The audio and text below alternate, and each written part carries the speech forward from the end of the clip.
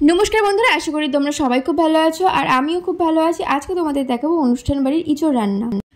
পুরো রেসিপিটা দেখাতে পারিনি, তার জন্য দুঃখিত, কিন্তু তোমাদেরকে আমি পুরো রেসিপিটাই বলে দিচ্ছি। ফার্স্টে তেল দিয়ে দিতে হবে, তার মধ্যে দিয়ে দিতে হবে ইঁচড় আর আলু আর ইঁচড়টা ভালো করে ভেজে নুন হলুদ দিয়ে যখন ভেজে নিতে হবে তখন তুলে নিতে হবে।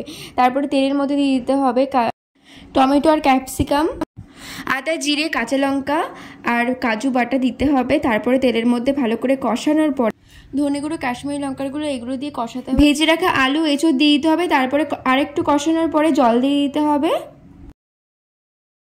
আর এঁচড়কে তো সকলে গাছ পাঠা বলে, তোমাদের কাদের কাদের এই গাছ পাঠা অর্থাৎ এঁচড় রান্নাটা খুব পছন্দ বা এঁচড় খেতে কারা কারা খুব ভালোবাসো? অনেকে আছে নিরামিষের মধ্যে এঁচড়টা খুব ভালোবাসে, যেমন আমি খুব ভালোবাসি।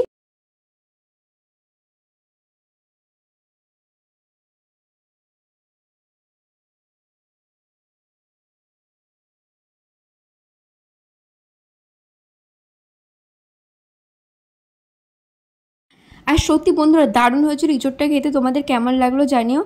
আর আমার ভিডিওটি যদি ভালো লাগলে অবশ্যই লাইক শেয়ার কমেন্টে সাবস্ক্রাইব করো। আর লাস্টে নামানোর আগে ঘি আর গরম মশলা দিয়ে নামিয়ে নিল।